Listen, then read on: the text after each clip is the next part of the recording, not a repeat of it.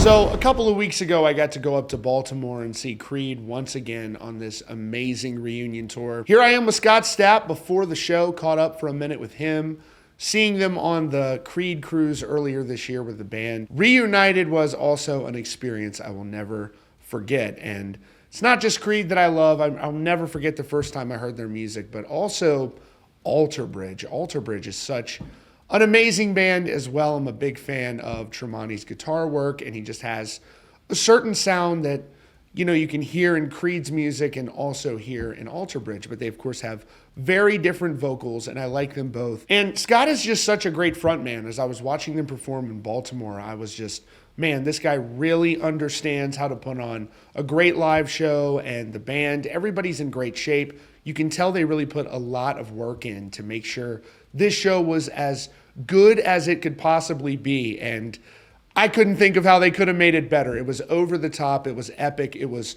truly a rock and roll spectacle where you had pyro going off left and right. Scott sounded great, the band sounded great, and it was just incredible. Seen them now several times this year, but just over the years when I was going to shows, the band that I've seen way more currently is Alter Bridge, because of course Creed had been on hiatus for so many years, and Alter Bridge was just continually touring, and I just love both bands. The Blackbird album from Alter Bridge for me is one of my favorite all-time rock records. I just think it's an amazing album front to back. And so one of the things you might wonder as a fan is, hey, what does Myles Kennedy think of all of this? Imagine being the vocalist of one band and all of your other bandmates are in this other band, and then they make a comeback and it's going incredibly well. And, you know, you could really perceive that one of two ways. You could be 100% stoked on that. You could also be bummed, maybe jealous, you know, you never know. But Myles Kennedy is just such an amazing vocalist like Scott, and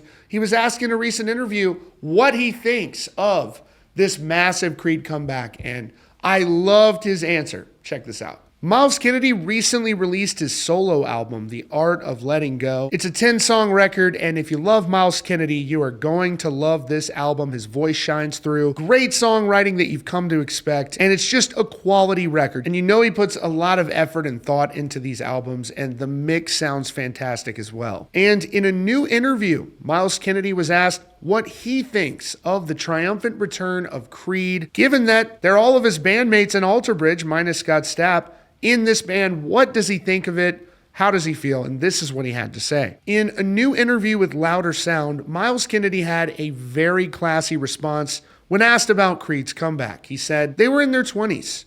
They were just kids when it blew up.